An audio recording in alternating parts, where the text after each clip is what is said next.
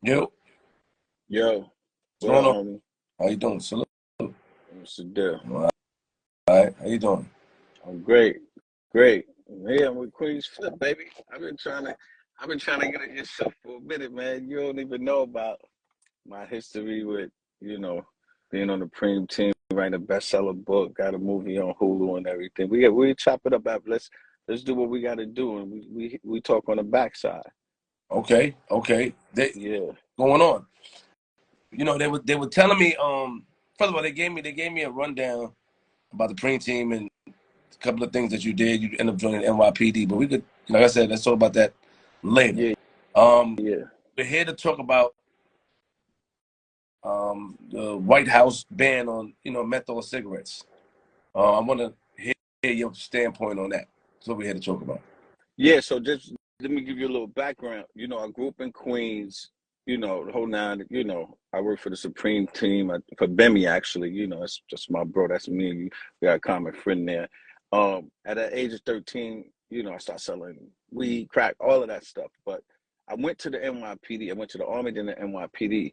And so I'm intimately involved in what goes on in the NYPD. I rose from cop to executive. I was the first black commander and officer in the history of the NYPD to run the 67th precinct, which is the second most violent precinct in the city. East Flatbush, Buster Rhymes, Bobby Schmurda, all of that. Like, that's all under me.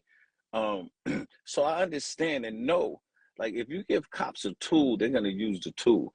And so after I retired, I wrote my best-selling book. I got a movie on called Once a Cop. My movie is on Hulu called A Cops and Robbers Story. And I got involved in doing, talking about community issues. And so this one issue, this menthol ban. So Flip, you have to understand menthol for our black and brown communities, Newports. My thing is hashtag they're taking your Newports away. They're about to take the Newports away. So for the life of me, I couldn't understand why they want to just take one small segment of the community. By the way, your skit is hilarious about the cigarette, the menthol ban. Like, why would you want to just take one segment of the community away with something that's been legal for 100 years, right? We know that it causes cancers. We know that, but all cigarettes cause cancer. What I don't understand is menthol is not even the addiction. Nicotine is the addiction. Nicotine is in every single cigarette. But I know if they ban it now, it's going to be what I coined the new stop and frisk.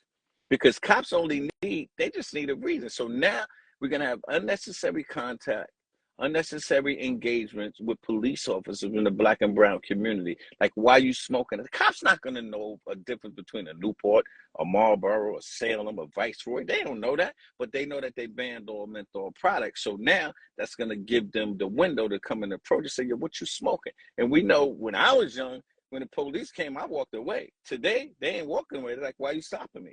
What you stopping me for? What you want to talk about?" And then it only escalates. There's three situations about, Flip, where it involved the police killing somebody in custody. George Floyd was killed because he was allegedly buying Newports with a counterfeit $50 bill. Sandra Bland in Texas, she refused to put her cigarette out and ended up hanging up in the jail. That's what they said. And we know about Eric Garner on Staten Island, who was allegedly selling Lucy Newports. Those are three we know about. Flip, we know about those because we have video footage. So imagine how many black and brown people was dead because of cigarettes that we don't know, and there was no camera around. And so I'm just here to say, hey, as an executive in the biggest police department in the country, the NYPD, I know how they rock and roll. And all cops not bad. And I think you could agree with that. They're not all bad, but the ones that's bad, they're going to use this and come into our community. It's going to be the new stop and frisk. I'm telling you. And we know what happened with stop and frisk. The height of stop and frisk, where there was 765,000 stops under Bloomberg, and only less than 2% of them resulted in an arrest and or a summons. So I'm here to say, hey, we need to spread this word. Everybody need to talk to their local politicians, talk to their church groups, everything. They're coming to take your Newports. And we have to call this just what it is, the Biden and Harris ban. They're running for re-election, Flip, in 2 years. They're taking your Newports away. We're not letting them back off. You can't let white America smoke and black America can't. But they're trying to say that it's a health issue. We understand that. But there's only one way to deal with an addiction, Flip, and I think you will agree. Counseling, treatment, and education. You can't arrest your way out of an addiction. They tried it in the crack era. All our friends and families, some of them still in jail because they say we're gonna just lock people up. You can't. A crackhead's gonna keep smoking crack unless you give them counseling, treatment, and education. And I don't want that to come back to our community. And that's why I'm on the forefront of speaking about this for the National Black Association of Press I represent. And we're gonna keep spreading this message all around the United States. And I really appreciate you taking time out on your platform because you don't even really do stuff like this. So when they called me and told me that Flip want to talk to you, I'm like, the homie from Queens, man, this is great. And you have such a heavy following and people really listen to you, not only for the laughter, but even inside of the laughter, there's some seriousness to it. So I'm so happy that you brought up such a serious incident, this information. And like I was sitting Mayor Eric Adams, he's against this ban. Our city council speaker, Adrienne Adams, she's against this ban. Most of the city council people that's black and brown, we know it's 85% of them in the city council, they're against this ban. But we need this to be nationwide because they're sliding right under your right under your doorstep, Flip, without you even knowing it. Because it sounds good, Flip. Let's say if you was a politician, they say, yo, I want to ban cigarettes. You don't smoke cigarettes, like, all right, ban it. Yeah, but you need to right. So to you, it's like, I'm down for it. But you see there's unintended consequences to it that's going to only affect our community. So thanks a lot for bringing me on. So how can we prevent the ban from happening? Because obviously, the first thing to do is that I feel like if they ban menthol cigarettes, they should ban all cigarettes. If that's the case, if they're going to do it like that, it shouldn't be something that our people in our communities specifically smoke, because obviously that would lead to a lot of problems and because you're not going to be able to differentiate which cigarette a person is smoking. You can't. They don't have a sign on it or a look or color. They don't have that. So what I'm saying is that how will we be able to overcome this or prevent this ban from going through? The way you overcome it is inundate the White House with messages, whitehouse.com. Speak to your government, all your elected officials all around the country, because your show is just not New York City based. You have a national audience. So we have to go national with this. But I'm telling everybody to inundate the White House and the FDA, Food Drug Administration. That's what's coming under there. But this is the Biden and Harris ban. And if they could do this, imagine what else they can do for us. We can't allow this to happen, Flip. It doesn't make sense. And like I said, I don't smoke cigarettes, but for complete transparency, I smoke a cigar once in a while. I'm going to smoke one in a little while. Yeah, I got a cigar right here. I'm going to smoke one. Okay. So I'm just being completely transparent. But why shouldn't somebody 21 years and older want to smoke a cigarette, not smoke a cigarette? Think about this, Flip. In the last 25 to 30 years, smoking has gone down over 63%. And let me tell you, you'll remember this. Remember they used to have the Cool Jazz Fest where they would advertise, right? You would see Billy D. Williams advertising for cigarettes. You'll never see Steph Curry, LeBron James, Michael Jordan. They can't advertise because since the 1998 master settlement, the tobacco company can't even advertise. You don't see no billboards. The only way you can see them advertise is at point of sale. So when you go into a store, you see a Newport sign, Marlboro. That's the only place they can advertise. Smoke, I'm telling you, smoking actually is an old person thing. How many people Flip, 25 years and under smoke cigarettes, honestly? I don't know a lot of people that smoke cigarettes. They smoke weed and they vaping. So this is not even a young person's issue because that's how they're trying to push it. Well, but young people don't smoke cigarettes. So what you're really doing, you're messing with Nana. So you telling me that Nana that's been smoking for 50 years can't get her cigarette, but Flip and Corey that's under 50 years old, we can smoke all the marijuana we want to. It doesn't make sense. The undergrad, Flip, you know about Queens. Any bodega you go to, people outside saying, yo, I got those Newports for $10. I got those Newports for $10. So imagine when they do a complete ban.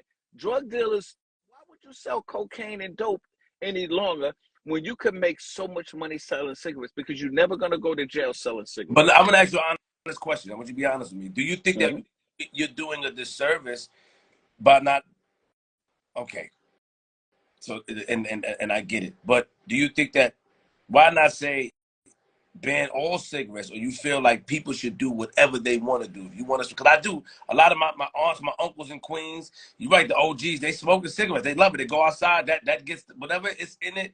It gets them up and moving, and it gets, you know, moving around, and I don't know what it does because I don't smoke. Mm-hmm. So what I'm asking you though is that, are you trying to save? Are we trying to save the elders in our community? Are we trying to avoid the new stop and frisk for the people? Do we see lives being affected by this? Instead of just saying nobody should smoke at all. Yeah, Flip, I totally agree with you. So this is my thing: is this? If you're gonna, I'm like you, Flip. I'm with you a million. If you're gonna ban cigarettes, ban them. I don't care. Ban them all because the numbers don't lie. Everything is about the numbers. The Facts. young people that's smoking is the same numbers as white people. It's the same. As a matter of fact, in the black and brown community, it's less smoking for young people than it is. This is an old person thing. Smoking is an old person issue. And if you're going to ban it, ban it. But I know one thing that works, and it's counseling, treatment, and education. Look what they're doing with the opioid crisis, Flip, right? Remember crack? They put all the black and brown people in jail. Opioids, which is in our community, but not as prevalent. Today, they're doing counseling, treatment, and education. They're not putting the white kids in jail. And I'm not mad at them for not putting them in, because they shouldn't put them in. But they shouldn't have put our people in jail for crack.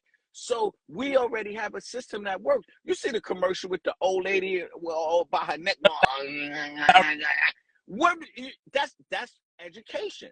So Got it. people see that and they're like, no, I'm not smoking no cigarette if I got to put this thing on my neck and sound like that. So if the government really wants to help our community, that's what they would do. And if you did a survey, Flip, in our community, like the top 10 things you want to get rid of, I promise you, big gulps, Chinese stores, liquor stores, fatty foods. Diabetes is the number one killer in our community. The second killer, when they're not telling you about, is between the age of 13 to 25, is homicide. The young black males, is homicide. Cigarettes is not even going to be on the top 10, Flip. So, like, what are we talking about? I see Why are we even bringing this to the, why are we even talking about this? what you're saying. I mean, listen. Do you feel like? Cause I definitely want to talk about this. Bring you up. How long were you a part of the Supreme Team? How many years? 5 years. 5. The height. The I was height of down. it. I was down in the height of it. Yeah. Do you feel like? Do you feel like y'all did more damage to our neighborhoods? You and the Supreme Team, that y'all did damage to the neighborhoods? Do you see any positives that the Supreme Team presented to Queens? Or no? No, absolutely. So there's two pieces to that. There's some positives to being the Supreme Team that like it still guides my life today. The family orientation of it is like, yo, there was clearly delineated rules and regulations. Like you can't do anything without coming from the top. All right. Yes, we put poison in our community. We put a lot of poison in our community. People died. People lost their houses, they lost their jobs, they lost their lives from that. So I'm not happy about that at all. But what happens is, as you grow and you mature, you have to just keep moving forward and don't do the same mistakes that you did before. But yeah, it wasn't, but you gotta understand, Flip, we grew up with gangsters, pimps, and hustlers. So if I grew up with a bunch of Wall Street dudes, I would have been selling stocks. But that's what it was. You understand? So it was like we was doing stuff and it wasn't even wrong because everybody was doing it. Yeah, I see what you're saying. Guys, the guys in the street that's riding BMWs, Mercedes, like Supreme would come to the block and be like, "Yo, y'all want to get mopeds today? All right, go to the store, you buy 25 mopeds." So you think that's not a hero for a 13-year-old or 14-year-old? There was no other role models in the community as far as doing legitimate things. Today, we have a bunch of role models. We have you, we have me, we have a bunch of role models doing different things. We didn't have that back then. And so that's why I tell these kids, like that money we was making $250,000 a week. It's over. It's dried up. I mean, come on, I was a cop. Like I was part of taking that GS9. Like it's over. We just let y'all sell drugs. We get enough video. We get enough informants, and then we take you down. It wasn't happening back then. Back then, it was more of a reactive department. Somebody got killed, we show up with the yellow tape, scoop the body up, we're going. Today, somebody, God forbid, something happens to you, Flip, we're going on your social media, see all your negative comments. We want to see who your past 3 girlfriends is, who's your uncle, who's that. You know, we're connecting the dots, try to prevent the next one. So policing has evolved. And with, you know, the advance of social media and stuff, it's pretty easy to solve crimes now. That's why you see most crimes really solved pretty quickly. Because the gangsters ain't really gangsters no more. Because if I'm going to kill you, I'm going to go to Murdoch and 198. On 197, I'm going to put my mask on and go to 198 and kill you. But what the criminals don't know is the cops ain't looking at video on 198. They're looking at video on Hollis because they know you walk from Hollis or you walk from Linden Boulevard with no mask on. That's why you see all these videos with these guys that do these killings and they have no mask on. You're like, yo, this guy ain't got no mask on. Well, the mask, he don't have the mask on for 2 miles away. So hold on real quick. I just want to make it clear. You joined the NYPD when you left the Supreme Team. Yeah, I joined the Army first. I was a Supreme Team for about 4 years. Then I went to the military. I was ordered to do a murder.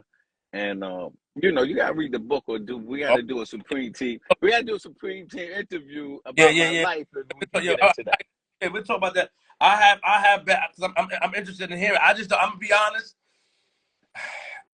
I don't want to deal with nobody that might have told on none of them niggas over there. I don't want to, you know what I'm saying? I want to be able to go at a different direction. You know what I'm saying? And well, my life. So what you got to understand, like my life story, it's not about snitching or telling any secrets or any. My life is more of a my life story is a transformational story. We did our research. What happens is because these niggas be cold. I don't want to hear these niggas on the phone. I don't want these niggas calling. I don't want these niggas calling my phone. I don't want me. That's my family. I love them. So I don't want these on my phone. I don't want to have dinner. I don't want to talk. I don't want to do that. I did that already, but we do plan on. I'm gonna make an announcement. You know, the first time, like we do. Me and DJ G Money are doing Flip the Script again. So nice. So we are doing it again. Bassy has your information. Who was the producer of the show? So I don't mind having you up there. Now we're coming back and we're gonna make it happen. So I would love to sit down and talk to you and stuff like that. I'm gonna do. I spoke to my team. Yo, do some research, man. I don't want to get no call. Who I haven't I called. It's did a Vlad TV joint. So we good though, T. You know what I mean? I appreciate you coming up here. And we're gonna reach to you behind the scenes. Remember, Bassy will reach out to you. But just one more time, just give, you know, in closing, tell them why it's why we should stop the White House from banning menthol cigarettes. Just one more time. And that's exactly what we're here for. The White House is making a very, very bad mistake. If you remember when Biden became president, the first executive order he did was about making sure that the Black and brown community is treated fairly like everybody else. That's his first executive order, not his second, not his fifth, not his 10th. And now here we are with a situation where the Black and brown community is being treated differently than everybody else. We have to hold his feet to the fire. We actually have been, I've been on Capitol Hill speaking to different U.S. congressional members. I've been traveling the country all over, conventions all over talking about this. But now is the time to hit the fire right on Biden and Harris. This is the Biden and Harris ban because the FDA works under them. And if they allow this ban to go through, what you got to understand, Flip, is the underground market is going to explode. So what happens in the underground market so that people really understand on a kindergarten level, you're never going to go to jail for cigarettes. What's going to happen in front of your $500,000 home, there's going to be an altercation, there's going to be a shooting, and the cops are going to find out that shooting was because of people selling illegal cigarettes. And then the command, you can't call Ghostbusters, you got to call the police. And so now that police commander and the mayor is going to say, hey, you need to stop this. And that's where you can't go right to John Gotti or Sammy the Bull. You got to get the little people first. And that's where they swoop the little people up and get information and you know, create informants. So I really appreciate you bringing us on your platform. Hey, yo, my man going to reach out to you. We'll talk about it. We'll update you until we can get that done. And I'd love to sit down with you face to face and get it done, okay? Thanks, Flip. I appreciate it. Oh, All right. thank you, All right. Corey. Peace. All right. Shout out to Corey, y'all. Yo, listen, man, make sure, you know what I mean? Just want to shout out, give me a second. Um, Shout out to the Black Press USA, at BLACK Press USA. Shout out to them, and I'll be back on live in a few minutes. Shout out to Corey. I love to sit down with him, flip the script, we'll be back, and we from Queens.